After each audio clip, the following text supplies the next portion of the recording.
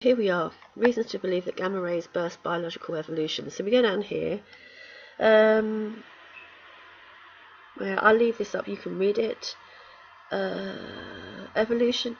The Texas astronomers' main interest lies in the effect of gamma ray bursts on animal life throughout geological history and in the related implications for possible past life on Mars.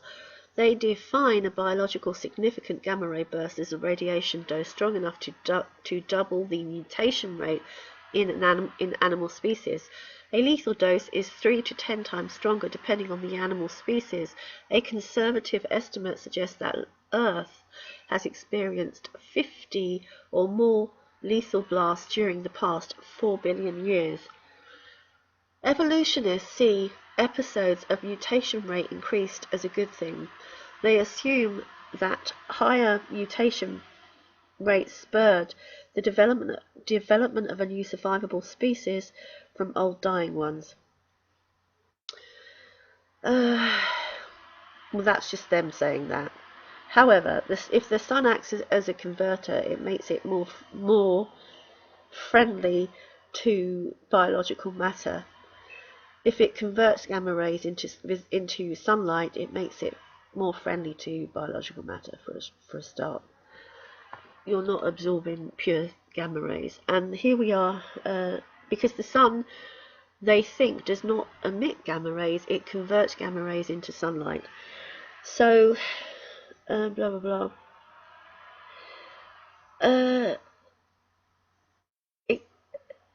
Okay, let me carry on reading. The weakness of their assumption is in the numbers. However, at least 10,000, I can't read that word, or harmful mutations occur for every conceivable beneficial one that they know of. Whatever the radiation environment, in some cases the ratio reaches as high as 10 million to 1, except in tiny body size. High population, short generation, species 2, increased blah blah blah. Because, let's read down here. I don't want to know about Mars. Let's read here. The study of gamma ray bursts may help solve some mysteries in the fossil record. For example, extinctions sometimes appear in one hemisphere and not in the other. Since a gamma ray burst lasts an hour or less, 10 seconds on average, a single burst could impact only one hemisphere. The more powerful or nearby repeated gamma ray bursts may account for some of the global extinctions paleontologists observe in the fossil record. Studies of distant galaxies show that gamma ray bursts were much more prevalent 3 to 5 billion years ago. At that time, the star formation rate in galaxies, including the Milky Way, was much higher.